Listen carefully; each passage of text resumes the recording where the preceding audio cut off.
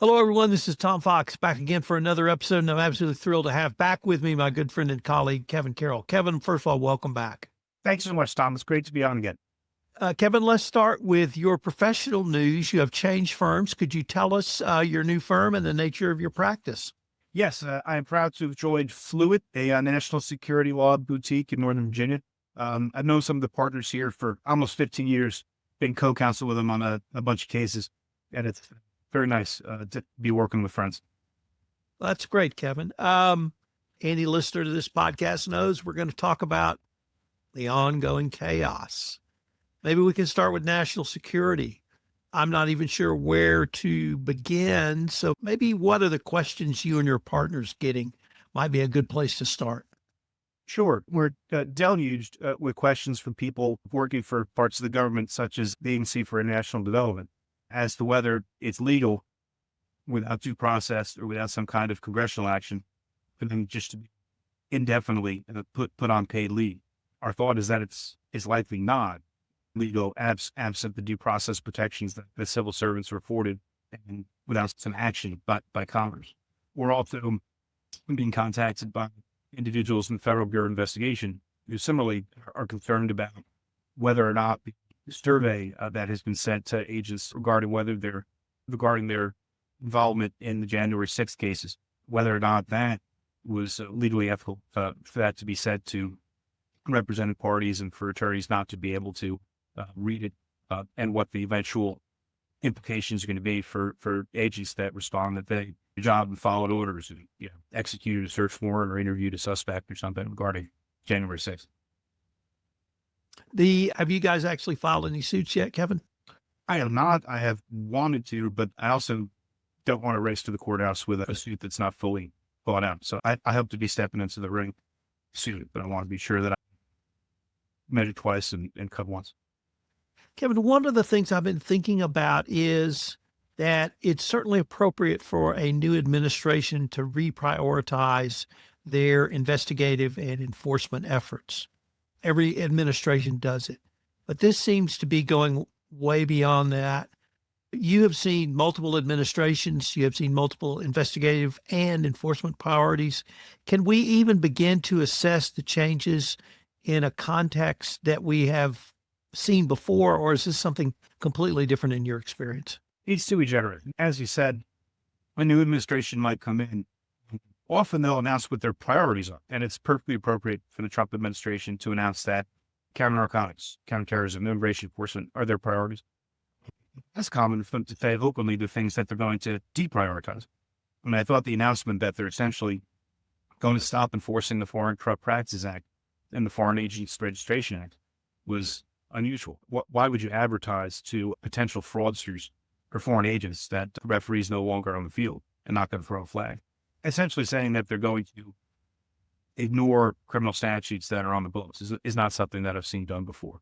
You might see in Democratic administration or Republican administration more emphasis paid to different criminal statutes, but they can't recall that were perhaps a greater focus on racial disparities in Democratic administration. But I can't remember somebody saying, we're just not going to bother with these statutes. One of the things I've been trying to think through, and I'm not sure I can even correctly formulate it, Kevin, is the following. You could certainly have an economic philosophy which says we're going to reshore in America. We're going to put big barriers up, but we're going to take care of ourselves.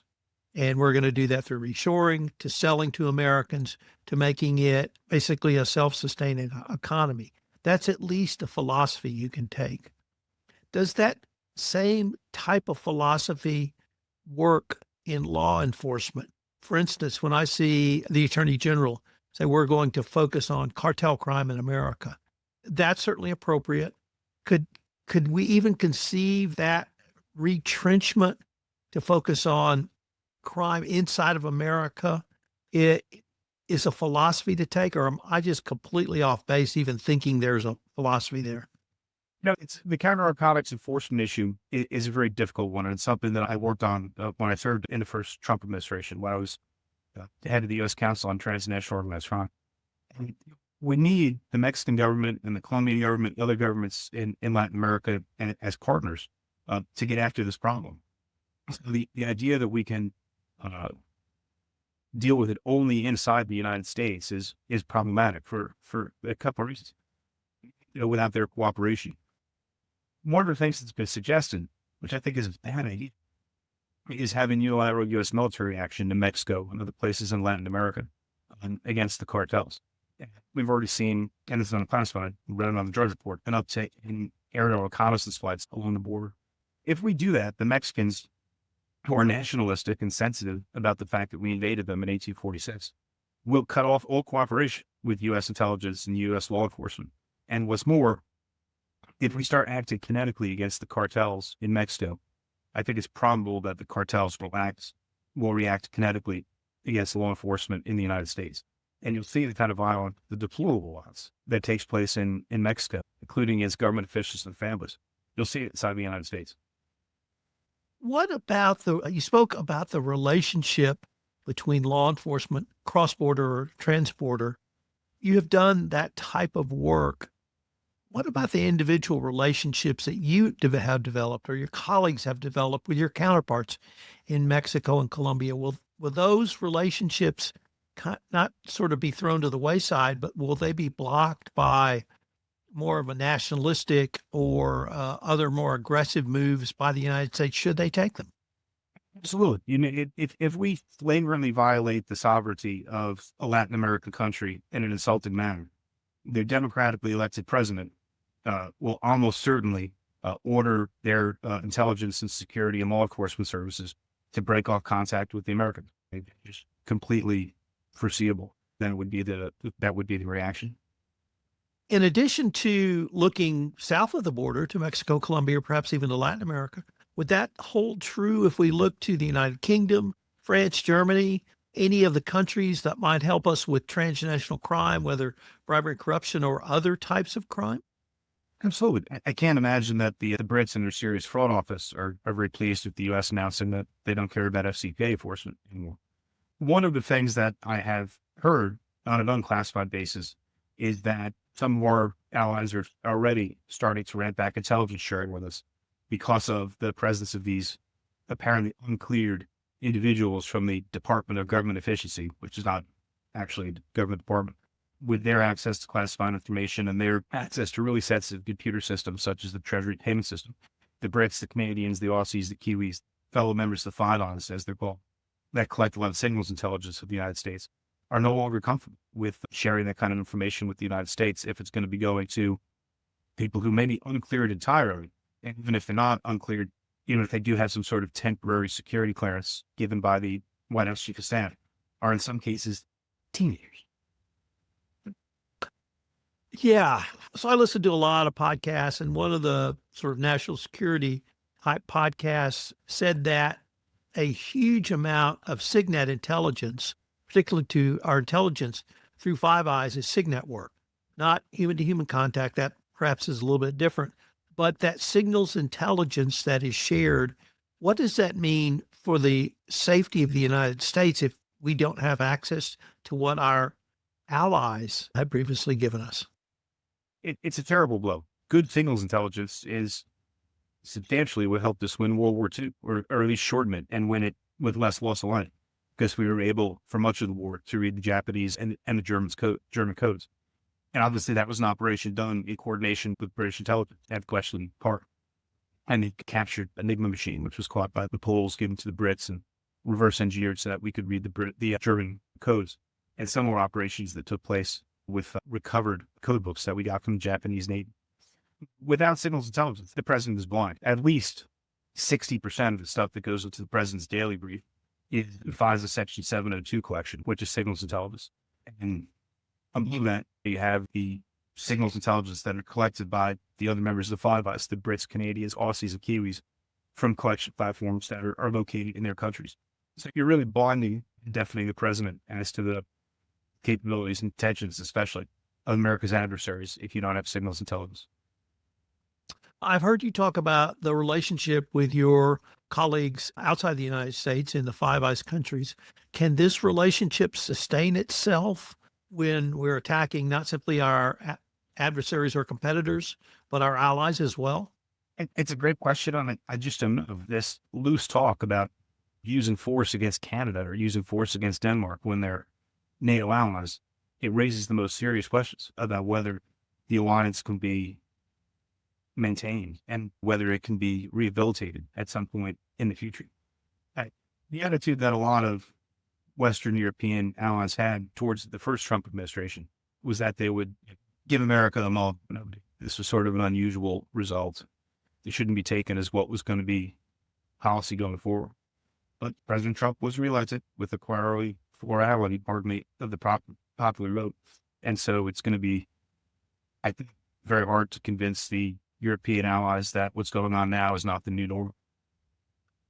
And the DOGE unsecured or unvetted team members, how does that also play into a national security analysis?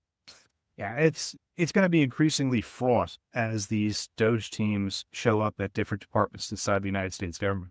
We've known that they've shown up at USAID, which receives classified information, at Treasury, which also receives classified information, and at the Department of Education, which probably doesn't.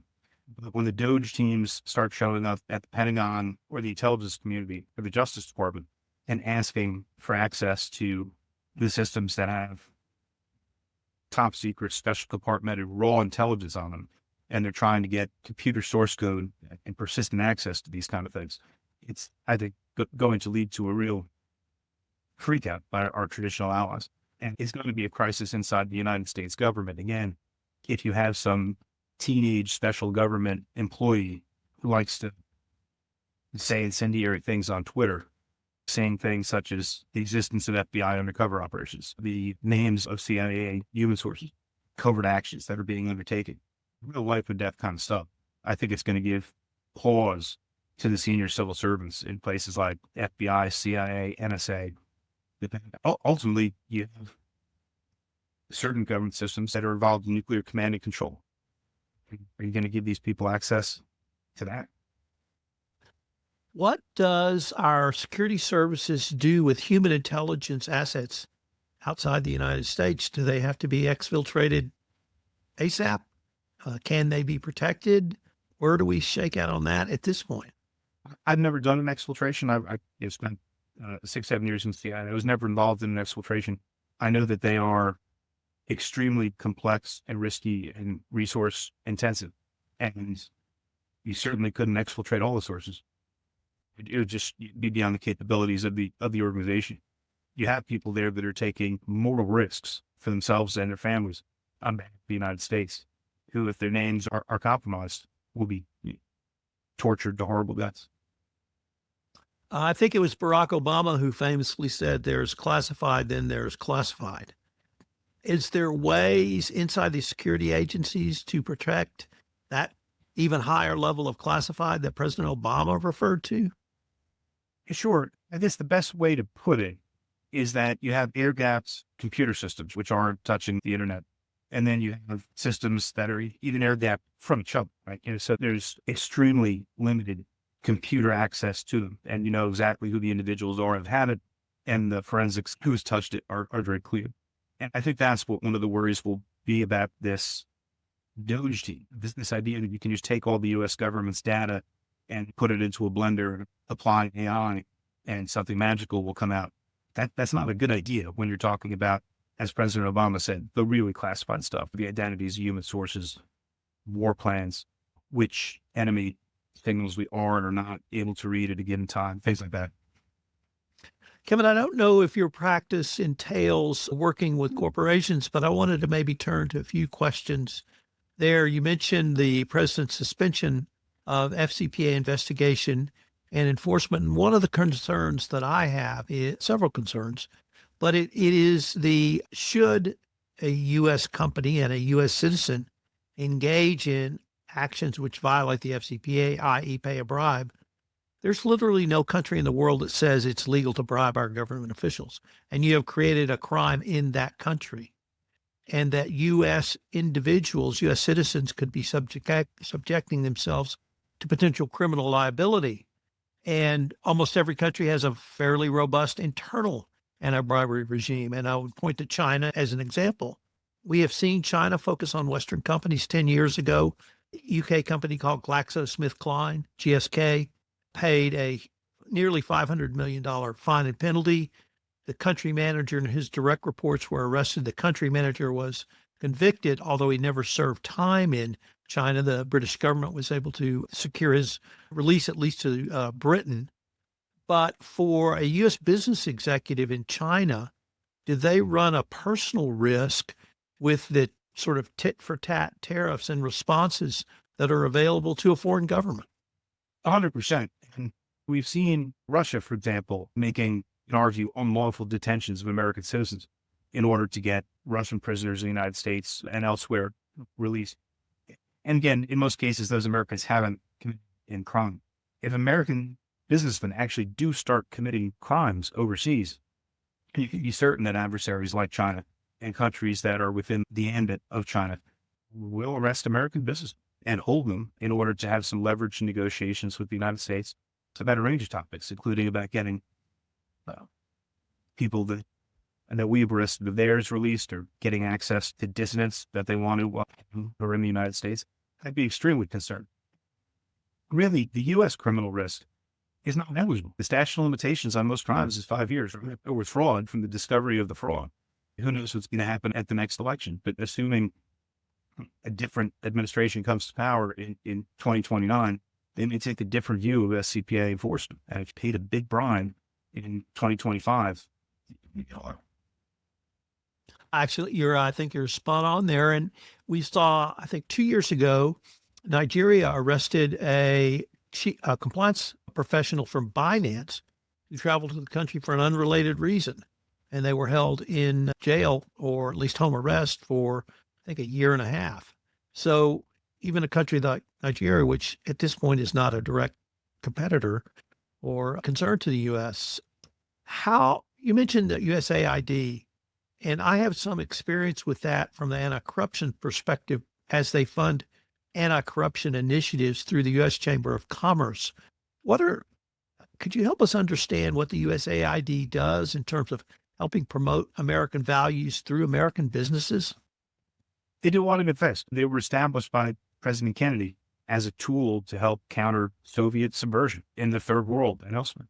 And they are all over the world doing important things that fight famine, that fight pandemics, that help build civil society and engender goodwill to the United States all over. Are there some programs they have that are too woke for most people's taste? Sure, I bet that's the case. And are there some autocrats in countries overseas that don't like the civil society work that USAID does? You bet. And that's a sign that they're working and they're doing their job right. Overall, I think USAID is a really important arrow in America's quiver in getting foreign policy objectives accomplished. We've got the military, we've got the State Department, we've got the Commerce Department, we've got the Intel Services, we've got the Peace Corps, we've got USAID, and they do good work, though it should be applauded, not criticized in my view. I don't know if your firm does any export control or sanctions work, but it literally started on January 20th. Well, with that issue, are you guys fielding those types of questions as well? Export control is, I think, going to continue to be an enforcement priority in the Trump administration. Much of the focus on export control is making sure that sophisticated American components don't end up in Chinese weapons. And that's something that I think would be a bipartisan concern at that. Also, in addition to tariffs, sanctions are something that both the Trump and Biden administration are interested in as tools to exert American power without having to use military force. I think some of the targeting of it might be different. The Biden administration, for example, targeted Russia very heavily with sanctions. You might not see as much of that in the Trump administration.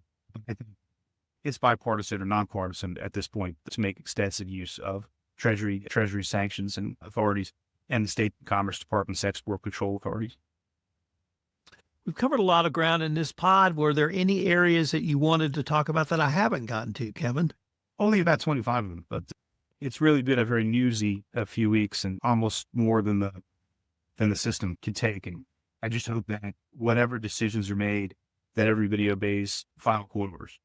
If final court orders are seen as optional or advisory, we're really back in the jungle. And the entire system of judicial review we've had since Marbury v. Madison in 1803 is overthrown in ways that are extremely dangerous to the future of the Republic. Before we leave, can you tell us the best place to reach you at your new firm, Kevin? My email address is kcarroll, that's KCAROL, at fluet.law, FLUET.law. And my phone number, as always, is 718-791-5761. Kevin, one thing I will say is we're going to continue this conversation. I'm afraid